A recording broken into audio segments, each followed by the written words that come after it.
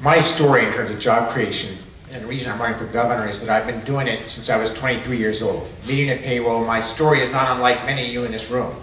I grew up in Vermont on a dirt road in a farmhouse. The barn next door, my parents, who were teachers, converted to a small business. Putney Student Travel sends educational summer programs all over the world. I went off to college, and when I came back, what I wanted to do when I graduated, more than anything, was to come back to the state, make a good living, and raise my family here. That's exactly what I've done.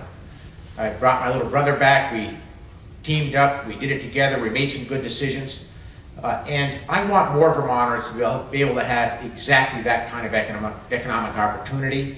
I've been in the trenches, creating those jobs, providing above average wages to Vermonters with good health care benefits and a retirement plan, making it happen. Now, I agree with the other panelists here that there are 4 things we need to do. That one of the differences is that I've been trying hard to do it.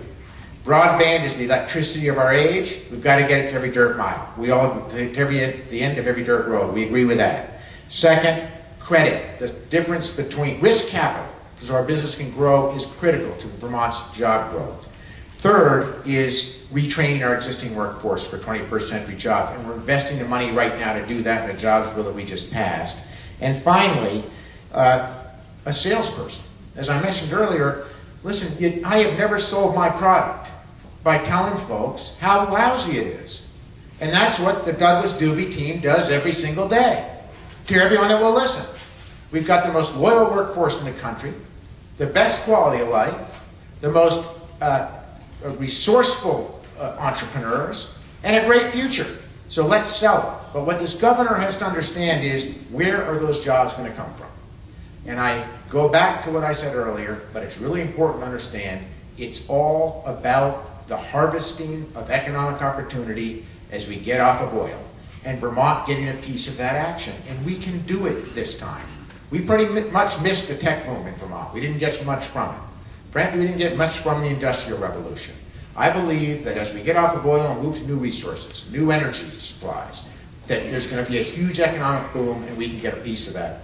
I just want to close by saying this. My favorite Vermont politician was a guy named George Aiken, a Republican, who treated electricity the way we need to treat broadband, end of last mile. That was his claim to fame as governor of Vermont.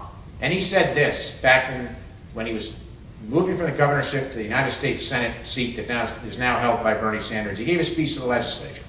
And he said, upon exiting way back a long time ago, before we had ski mountains and they were just starting up, he said, who else but the people of Vermont could take 10 below and 10 feet of snow and turn it into economic opportunity?